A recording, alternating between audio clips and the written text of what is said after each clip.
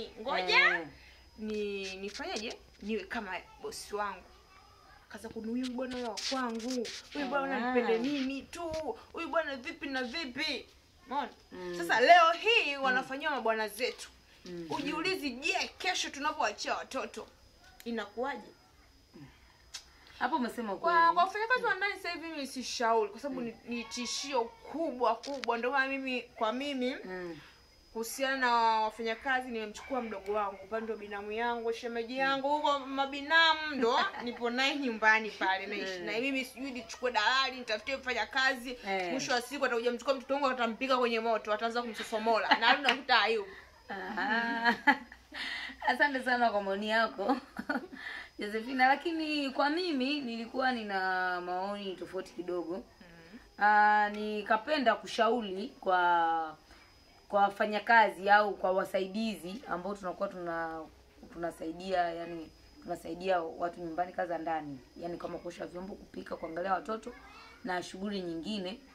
Cha kwanza, unapotafutiwa au kujitafutia kazi ambazo ni za ndani, unataka kuiheshimu na kuona ni kazi kama kazi nyingine. Kwa hivyo kuna baadhi ya tabia ambazo si za lazima kuzifanya. Kama hivyo unakuta saa hizi imekuwa ni tishio ambao kiasi kwamba watu wengine wanaogopa kuwa na mfanyakazi wa ndani. Kwa hivyo kuwa na tabia kama uchawi kama hivi, kufanya vitu ambavyo sio vizuri, kuwa na tabia mbaya. Niliwahi kusikia story, kulikuwa na dada mmoja na yeye alikuwa anafanya kazi kwa bosi wake. Sasa alikuwa na watoto wawili, wale watoto inaonekana walikuwa wasumbufu. Sasa vile kionekana usumbufu, ndio akaenda kwa wale mateja wale wanauza madawa kulevya. Akaenda akanunua. Alivyonunua akaweka kama juu ya friji vile, anafunika au anameficha sehemu fulani. Kwa hiyo watoto akirudi shule akianza kucheza hapa pale, anachukua anaenda anawafinyia hivi. Watoto wanafanyaje? Anaenda na walaza. Lazima wazulike pale. Anaenda anawalaza tu, wanakuwa kama wamelegea, anaenda na walaza, wanalala hata kifujo. Anawasha movie anaangalia. Lakini kamera ilikuja ikamnasa.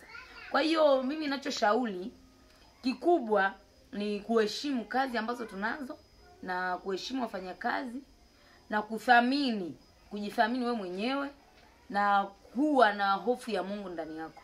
Kwa sababu unapokuwa na Mungu akishasimama ndani yako, sidhani kama unaweza kuwa unafanya tabia ambazo hazimpendezi Mungu au kuwa na vitu ambavyo unafanya havimpendezi Mungu.